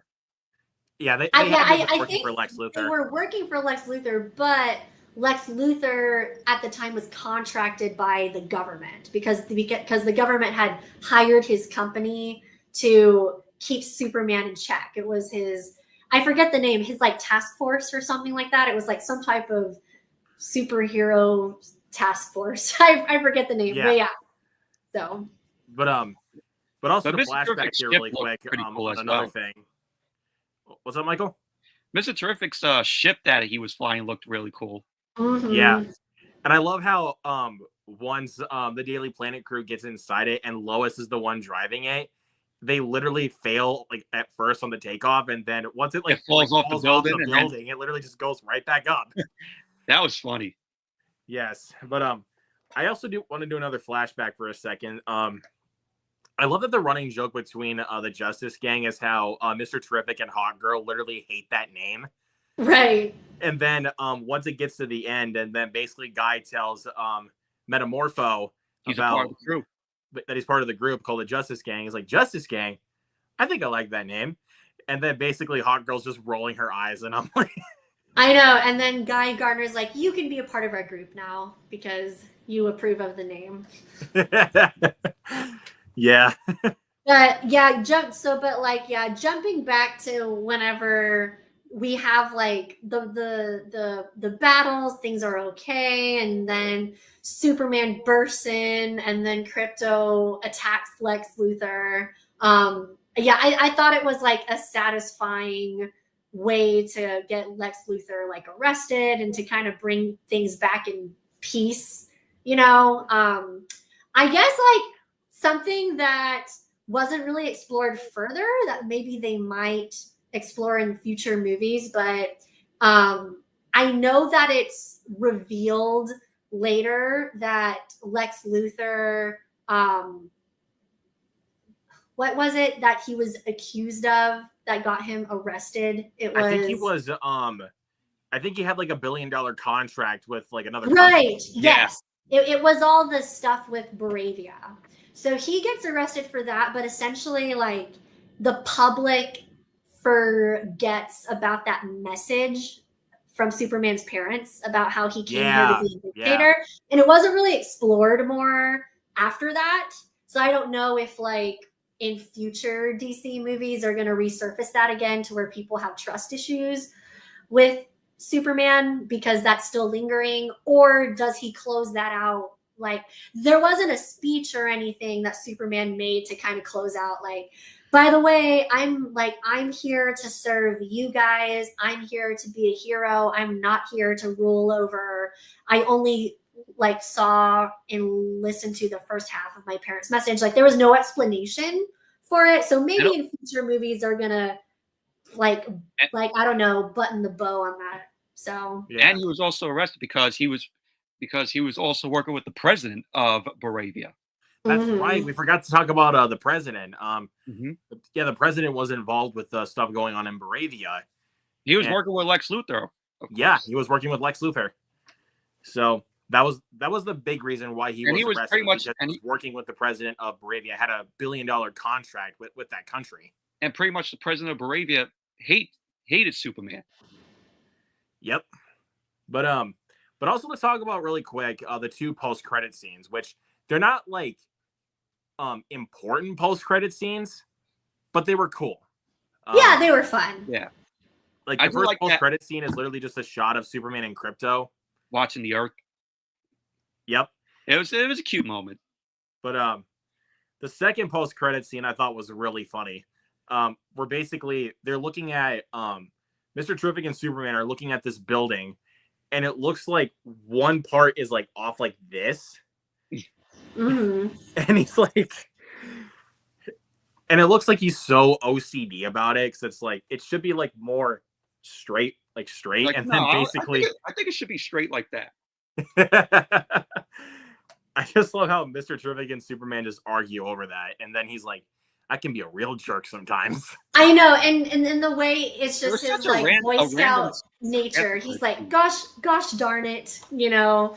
So anyways, I just thought it was cute. I thought it just kind of showed his like charming persona. I thought it was just such a very random after credit scene. Like, it was definitely random, but it was funny. Yeah. It was funny. But yeah, I think that pretty much like covers the basis on everything about Superman. Great movie. But where would you guys rank this in regards to favorites of the Superman movies? Like, where would you guys rank this? Well, I can't rank because I have not seen Superman 2, 3, or 4. So if I were to rank it without counting 2, 3, or 4, I'll go Superman the movie, number 1, Christopher Reeve. And this number 2. All right. Jenna Beth, what Superman about you? Returns 3rd. So if I see Superman 2, 3, and 4, my ranking will change. I agree. I think, I agree. In terms of my top 2, it would be Superman from Christopher Reeve's 1978 as my number 1. It's just an impeccable origin story, a great character study. And then this second place would be this James Gunn iteration of Superman. I think overall, and I'm trying to think because it's not like I have a list in front of me, like Superman 4 Quest for Peace would be at the bottom. Then it'd be Superman 3. Or something. And then and then Superman Returns, and then Man of Steel, and then Superman 2. So and then Superman 2 with Christopher Reeves. I think the Donner cut. They made two cuts of that movie. Yeah, 2 cuts. And then James Gunn Superman, and then Superman with Christopher Reeves. I think that's how I would rank them. You know what? I want to change my rankings. Put Superman number 1, this one number 2, Man of Steel number 3, Superman Returns number 4. Okay. I loved Man of Steel. Although I had a terrible time watching the film because I saw it in IMAX and it was so damn loud. the point We, where on a hangout stream, Jenabeth, we joke like the people I had on that panel. We literally joked with them about that. Like, I was like, after I saw that in IMAX, I'm like, I haven't seen another film in IMAX since. I prefer seeing films in Dolby Cinema because the seats actually like vibrate and you're having a good time. Okay, I get it for the seats. I agree. I would rather pay a standard ticket and sit in a nice like luxury lounge chair than pay for IMAX sitting in just a standard chair. The seat for me really matters. yeah. For my cinematic experience. The last film I saw in Dolby Cinema, I think it was Scott Pilgrim vs. the World on its re-release, and it was amazing. I'm jealous. In Dolby Cinema. I'm so jealous, dude. I love Scott Pilgrim. That was like the best. That was like, even though I went by myself to see the film, I still had a good time, and it was definitely the best film. It was definitely the best movie-going experience I saw in the theater. So yeah. good. So now I'm curious with like with Fantastic Four opening this weekend. I'm curious to see how it stacks up for me compared to Superman or just like other superhero movies this year. I'm pretty sure Captain America: Brave New World will probably remain at the bottom for me. Yeah. But Thunderbolts was good and Superman was good, and I'm curious to see how Fantastic Four is, so I can kind of like figure out how it'd rank for me. But as of right now, Superman's my number one in terms of how much I enjoyed it. Yeah, I'm looking forward to Fantastic Four. I think it's going to be good, and I think it's going to overtake Superman as the number one film this weekend. Oh yeah, for sure. For sure. But let's see. As far as I go for Superman rankings, definitely in last place is Superman 4: The Quest for Peace. I don't have any words for it. Yeah, I heard they made a made-up villain called Nuclear Man. Oh, Nuclear Man. What was with their fighting? Like, what was their fight scenes? My goodness. Superman 3, right above it, but still not by much because it's really bad. It's a Richard Pryor movie. Come on. I get it. He probably couldn't even save that film. It was too much of a comedy for it being a Superman movie. But yes, go on. Okay, and then right above that, still not very good. I would put Superman Returns. A lot of the film has just been erased out of my mind besides a couple of good scenes that Michael pointed out. It's just forgettable. Yeah, it's not that great. And then 7 and 6 is where I have Superman 2, but I separated the cuts. Okay. So 7 is where I have the theatrical cut directed by Richard Lester. Okay. 6 is where I have the Richard Donner cut. All right. Well, which cut did you enjoy better? The Donner cut. And then number 5, I have Man of Steel. It took a little bit to grow on me there a little bit. I've always enjoyed it, but I've grown a little bit more appreciation for it over time. Uh-huh. There is still issues with that movie. There is still issues. Yeah. Number 4 is actually where I'll put Batman versus Superman: Dawn of Justice, the Ultimate Edition to clarify. I don't want the theatrical cut. That would be a different story. I didn't want to put that on my ranking because I didn't put it on my ranking because it's Batman and a Superman film. Right, yeah. But, yeah, that makes sense. Yeah. Let's just say that Jesse Eisenberg's Lex Luthor is the worst Lex Luthor that ever lived. Nicholas Hoult will kick the shit out of Jesse Eisenberg. Make Jesse 100%. Make Jesse Eisenberg's Lex Luthor look like a puny bastard.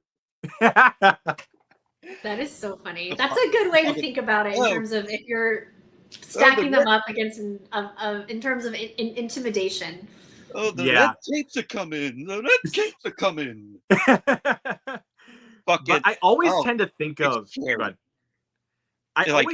Jolly Ranchers. It's cherry. I always tend to think of Lex Luthor in Batman versus Superman as like pretty much like a worse version of Nicolas Cage in Matchstick Men. because in Matchstick Men, Nicolas Cage plays an OCD con man who has like a little bit of a twitch here and there. And basically Jesse Eisenberg plays the same kind of character, but way worse. But if you guys have never seen Matchstick Men, I highly recommend it. It's really good movie. So what's your ranking after Batman v Superman Ultimate Edition? It'd be number 2 will be the original Superman from Christopher Reeve, and then number 1 is James Gunn's Superman. All right. Well, I like that ranking, Luke. And that's a solid ranking. Yeah. Solid ranking. Yeah. But as far as comic book movies go this year, easily this ranks at number 1. Like, yes, easily. Right. I agree. Then Thunderbolts will come in second, and then Captain America will be in last place. Yeah. I mean, for this month has been a pretty terrible month for movies, aside from Superman and potentially Fantastic Four. Yeah, it really has not been a good month because I didn't like Jurassic World Rebirth. I know what you did last summer was not good. I hated Smurfs. And probably whenever I watch Eddington, it's probably terrible. But the only reason why I want to give it a chance is because I love Ari Aster as a director, and I want to give him a chance. Like, I'll be there to support him. Just, I don't know how I feel about him doing a COVID Western. Well, but I appreciate you, Luke. You're the true cinephile. But between you and me, you're the true cinephile. You're like, I'm still gonna go see it. I'm still gonna go support stuff. I'm like, yeah, Luke. I'll just hear your thoughts on it later on your TikTok. That's like me. I'll just hear about it. I'm not gonna actually go see it. Jennifer, that's how I feel. Well, thank you guys. I appreciate that. Taking one for the team later, Yeah, that's what I do. Just like you did with the Smurfs movie. You took one for the team, we'll know. I'm still trying to do I was still going to do a review, but he didn't pay for it. He had a voucher, so that was better. Oh, yeah, okay, good. That's the best thing I did for that movie. I did not pay one dime to see that in the theater.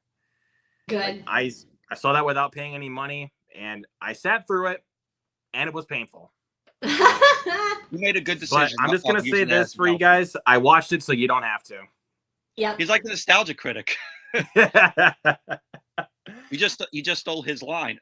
I saw it, so you don't have to. Right. Plenty of people say that, there, my guy. But I can already say, because of both Superman and Thunderbolts, and probably Fantastic Four, it's been a much better year for comic book movies than it was last year. Because for sure. Because I mean, the only like legit great comic book movie we had last year, for like Marvel or anything like that, was Deadpool and Wolverine. Right. Mm-hmm. Because then we had stuff like Joker Folie à Deux, which was terrible.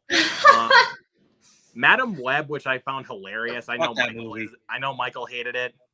And then I know he liked it, but I freaking hated Kraven the Hunter. I thought it was awful.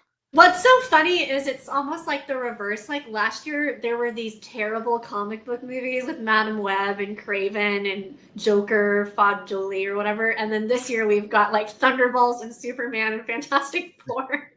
It's like, see some other comic 2024 was a rough year for comic book movies. Jennifer, I celebrated when he finally got Kraven the Hunter on Blu-ray. I was like, yay! The only reason why I have it is because I'm a completionist. No further questions. I told him we gotta do a watch along of it. No way. I'd rather do a watch along of Venom: The Last Dance than Kraven the Hunter. I would be up for that. Because Venom was actually pretty good. Like, I liked it. Let's see. I was looking at the rest of them.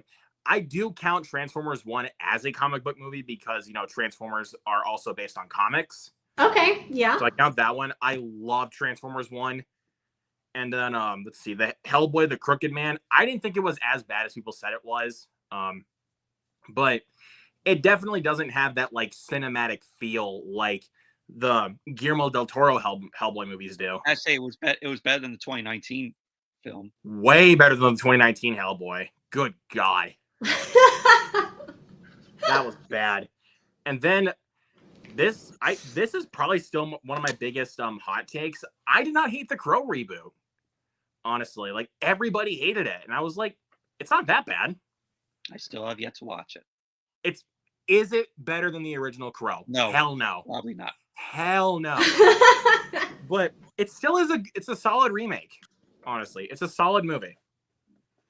But yeah, like I said, with Superman and Thunderbolts, already a better year for comic book movies. By far. If you take out Captain America: Brave New World, you have a good year for movies. Oh man.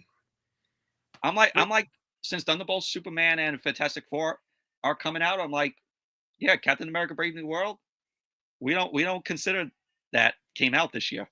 Yeah, and it's interesting because I didn't think Captain America: Brave New World was bad. It just was like a really mid Marvel movie. At first, so whenever you compare it to the other ones that we've gotten this year, it just doesn't really hold a candle. At first, when I saw it, I was like, all right, it's okay. But the more I thought about it, I'm like, no. It's a really frustrating movie when you sit back and think about it, because there was a lot of potential.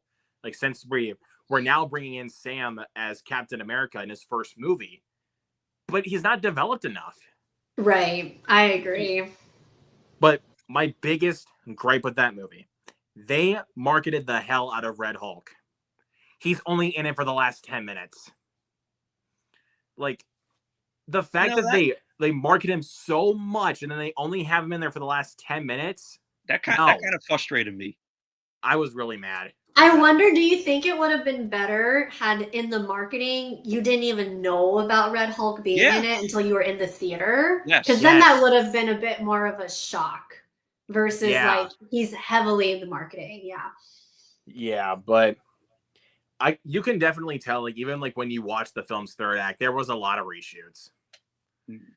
Which I think the reshoots really brought that movie down, because it's like, there's certain things that are added in. You can tell the film was reshot. The fight scene between Sam and Red Hulk, you can already tell, like, when they're like destroying like the White House, you can already tell that that's green screen. Bad green screen at that. Like, my gosh.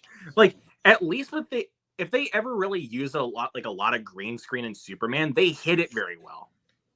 Like, it actually it looked realistic, like, in the backgrounds. Like, it didn't look like it was like full on green screen. I mean, yes, there might be times where you can tell it is, but it's not super noticeable like it has been for a couple of comic book movies. But Thunderbolts, barely. They barely use green screen. And even what's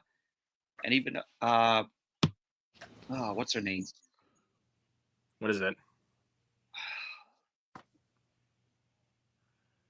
I'm blanking on her name. Florence Pugh. Yes. Yeah. Yes. The beginning scene when she's on the building, she did her own stunt by jumping off of it. Yeah, like, I am actually getting a phone call, so I'm gonna have to go, guys. But this was fun. I enjoyed this, Luke. Thanks for inviting me on. Michael, it's great to meet you. And I will catch you guys later for maybe another live stream. Come on for movie trivia. Yeah, that'd be fun. Okay. Thanks, guys. Right. See ya. See ya. All right. So now we're gonna get right into the other topics. Well, let's just talk about Fantastic Four. Like, really. Like, let's just talk about the first reactions so far. Yes, so we got Fantastic Four reactions. And we also got a rating on Rotten Tomatoes for the tomato meter. Yep. I didn't want to hear you call it tomato meter. Yeah, I wasn't going to call it tomato meter. Who calls it tomato meter? I'm kidding, buddy. Okay. I know. Hunter says, I watched Man of Steel for the first time over the weekend. Loved it tremendously. Nice, dude. KB loves movies, says, sup party people and punk rockers. What's up, KB? And by the way, I think it's KB, I don't know if you're still watching, but I think it'll be August 12th, I want to say. I'm actually going to be on his show called The Conversation, and going to be chatting it up with him. So nice. So KB, shout out to you, man. Thank you for reaching out. So yeah, Fantastic Four currently has a 87% on Rotten Tomatoes, which is awesome, because here's the thing. We have not gotten a great Fantastic Four movie at all. like ever. Like I've been waiting my whole life to see a great one. Yeah, Because I've seen the 90s movie. That movie is, you can definitely tell it's cheap. I have not Um, seen it. It's awful. The first one with Chris Evans as Johnny Storm, not Fun bad. movie. Like it's okay. Fun movie. Like it's enjoyable. Like, but you can tell in aspects, like as you get older, that there's definitely aspects that don't age well. Yeah, like kind of like the special effects. Like, and I'm not really like big on the look of thing.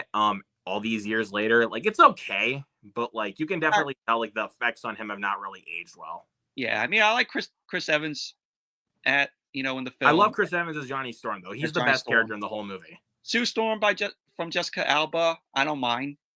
I mean, Jessica Alba is decent in the film, but it's just her Sue Storm, her character as Sue Storm was not the greatest. Alon Grufford as Mr. Fantastic.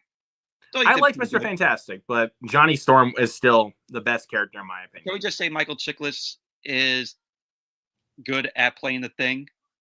Yeah, he was good as Thing. Like, he was really good as the Thing, but just his design all these years later just doesn't quite hold up for me. But the design of the Thing in this version of Fantastic Four is awesome. Awesome. But of course, the design in the 90s film was god awful. Yeah. And the design in Fant Four Stick, or Shit Four Stick, as Michael likes to call it, which is true. Fantastic awful. Four. It's awful. Like, I hate the look of the Thing in Fant Four Stick. That movie's fucking awful. Yeah, there was a reason why we never got another Fantastic Four movie for about 10 years. For good reason. It was because of Fant Four Stick. And the guy who did that film also did Chronicle. Yeah, it's an awful movie.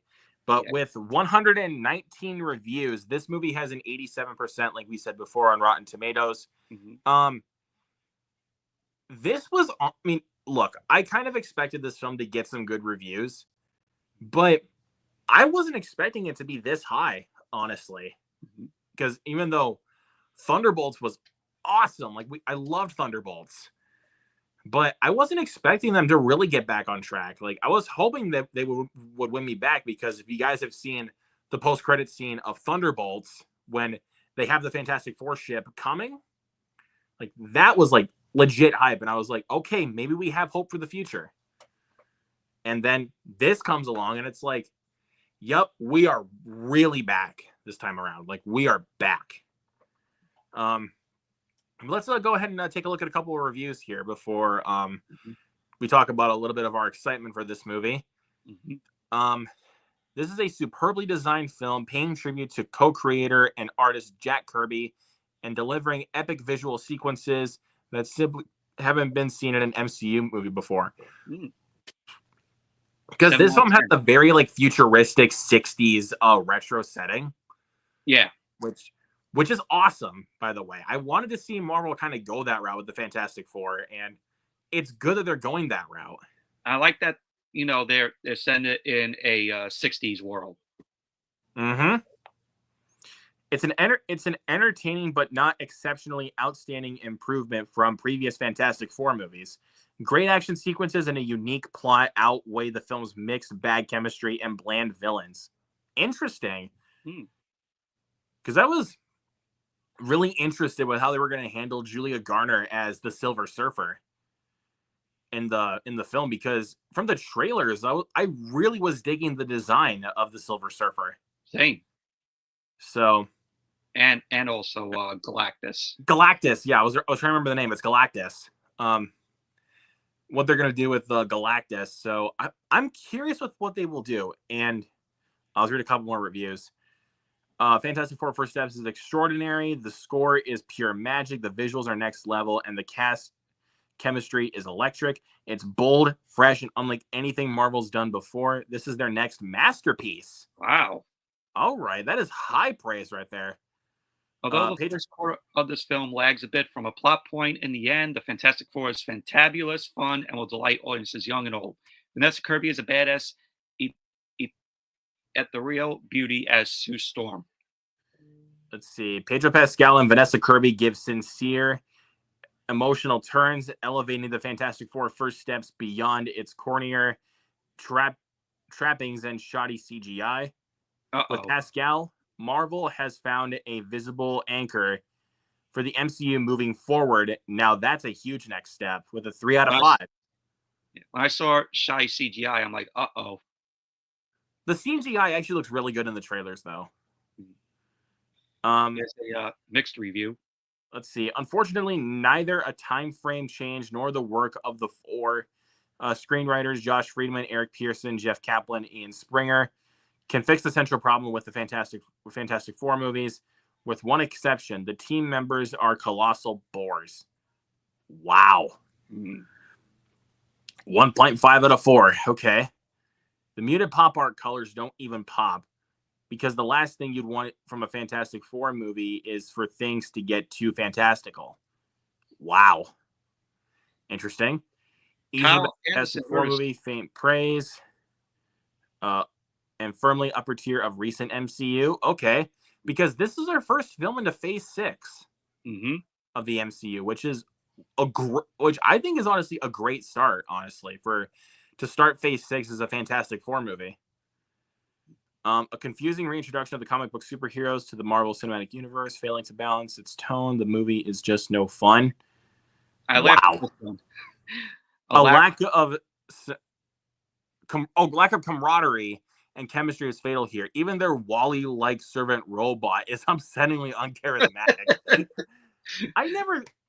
Now that he says he looks like Wall-E, I cannot unsee that for some reason. Because now that I'm looking at it, like, yeah, the robot they have does look like Wall-E. Thank you, Mike Massey. We're gonna be saying, "Oh, the Wall-E looking robot," but not to make the film look bad. Because now that I hear that, it's like, yeah, I can't unsee it. I can't unsee that he looks like Wall-E. Feels important right away and is every bit the blockbuster worthy of a comic book that was proclaimed the world's greatest comic magazine. 10 out of 10 from Jeffrey Lyles. Very cool. But yeah, I think that might as well do it for the reviews here, because so pretty much basically pretty good reviews. Good reviews for the most part, and basically what I was hoping for. Let me read this one. It says, there are no real character traits, no personalities, and no obvious chemistry or spark between our key players. Marvel has been bland before, but rarely this lethargic and indeed uninterested in its own cartoon mythology. Wow. But let's read this one from Jeremy. Where is it? Jeremy Johns. Jeremy Johns. It's truly a movie that stands out. It stands on its own, exists in a bubble. I think the MCU needs that. Yes, sir. Yes, sir. So, dude, I cannot wait to go see this movie on Thursday night. I cannot wait. Shout out Jeremy Johns there. Of course, I had to shout out Jeremy Johns. I freaking love Jeremy Johns. I watch his videos from time to time, but I'm not crazy. You're not like a huge fan. You're like a casual fan. Casual fan. There you go. Okay. But yeah, I think that might as well do it for the first reactions of Fantastic Four. But how excited are you? I'm really excited. Like 1 to 10 excited. How about that? I'm at a 9. Like, what's like your one, like, since you put it at a 9, like, what's your one concern about this movie? Like, is there like one thing that you're concerned about? Galactus and how they're going to use him and balance Galactus and Silver Surfer. Okay. That definitely makes sense. But I think because this is from the guy that directed WandaVision, Matt Shakman, this might work, because Marvel took 6 years to get this movie done. And also I say with Galactus is because after watching Rise of the Silver Surfer from back in the day, how Galactus was a cloud. And like they literally made Galactus like the most useless character in the whole movie. Yeah. So I think with the right director in hands of this, they actually might make Galactus a much better character this time around. So, but yeah, how excited are you guys for Fantastic Four? Please let us know in the comments below, and we'd love to hear your thoughts. And also, what did you guys think of Superman? Please let us know in the comments below. Now let's go into our final topic of the night. Physical media. You know what it is. You got some stuff, Michael? Yes, I got 3 things. Wow, what a coincidence. I literally only have 3 things as well. I have not been buying much at all recently. Yeah. Well, I got Death of a Unicorn, Yes, sir. A24, Paul Rudd, Jenna Ortega. And of course, Luke got this as well. Yep. I think I might have shown. I did show it off in our last episode. Yeah. I still have yet to watch it. But Hopefully, if you have time this weekend, we can watch it because I've been wanting to watch that movie again, and I want to watch it with you just to get your reaction. So, but we'll talk a little bit more about that off stream. Yeah. And then Cloverfield on 4K. I have the Steelbook on 4K, which we might do a watch along of this. Yeah, but you want me to? You cool if I show you my my Steelbook? Yeah, good. All right, let me go get it. Since we're on Cloverfield. Yeah, might as well. Might as well. So, I actually, funny enough, when I went into Best Buy one time, this was literally the first thing I grabbed. Ready? Oh, nice. And take a look at this. Oh, that's cool. Yeah, so basically you slip this up, you slip this off. It's basically the camera lens and then the film's poster. Nice. So there you go. But yeah, awesome found footage movie. One of my favorite found footage films. Thank God I did not see this in the theater when it came out because there's a lot of shaky cam in this. Well, not really just that. It's because I know a lot of people have complained that they've gotten motion sickness. I think I think I had heard that from Chris Stuckman actually, because I remember in a Blu-ray collection video that he said that people complained that Cloverfield gave them motion sickness. I watched that review from Chris Stuckman. I was talking about a Blu-ray collection video when he showed off Cloverfield. Oh, I watched his review of Cloverfield. But yeah, I love Cloverfield. I reviewed this film years ago when I first saw it. Yeah. Shockingly, you know where I first saw this film on? Where? On TV, and it was on MTV. Out of all places, it's on MTV. All places, on MTV. Well, I mean, it's a Paramount movie, and Paramount does a lot of movies with MTV, like the Jackass movies and what have you. They did the freaking Longest Yard movie with Adam Sandler, so. But regardless, you got one more thing? Yep. Then I picked up I Still Know What You Did Last Summer to prepare for the reboot film. Requel. The requel. We just call it requel now because, you know, it's a reboot / sequel since we got a couple of the legacy characters back. Yeah, because I want to watch, I want to rewatch the first film and then this and then move on into the requel. All right, that's it? That's it. All right, so here's what I got. Again, it's been a couple weeks since we've done a show because if you guys remember last week, I was on Dell's channel ranking the Superman movies. So I picked up the Amateur on Blu-ray. I did not buy the 4K because for one, it wasn't in stores, and plus I didn't feel like buying it on 4K. It's not a movie you want to buy on 4K, considering how disappointed you were in it. But maybe I might give this movie another chance down the line. Honestly, I have been wanting to give this film another try because maybe there might have been something I was missing. But on the first go, I was like, this is not what I wanted. But maybe another day I'll give this film a chance. And plus, I mean, I love Rami Malek as an actor. I mean, I get he plays the same role in every movie, I know, but he's still great at what he does. And I think this is a well-made movie. So it's a nice movie to look at. And then next up, I got The Legend of Ochi from the A24 shop. Very happy to have that. I might pre-order both Bring Her Back and Materialist now that they're on the shop. And then last but certainly not least, I didn't show this in the last episode because my Walmart sucks because they didn't have it. But I have it now. I have there you go. My possession on 4K. And this was the only format I wanted the movie on, was on 4K. I did not want the standard Blu-ray. I wanted this in pristine 4K. Still the best movie of the year so far. I don't know how no film has even come close to topping this. it's incredible. Don't know what else to say. Amazing movie. But that is it, guys. That is our recent physical media pickups. That is also our spoiler talk on Superman. We want to really thank Jenabeth for coming to join us and talk about Superman. It was a pleasure having her on. Of course. And of course, Michael, this guy needs no introduction. He is my co-host and one of my best buddies. So always happy to have him here. So, but anyways, guys, that will do it for episode 24. Episode 25 will be next week for sure. Because I don't really got much else going on. And I think next Tuesday we'll have a lot more news topics to talk about. Because I wanted to dial this one back so we could really focus this stream on Superman.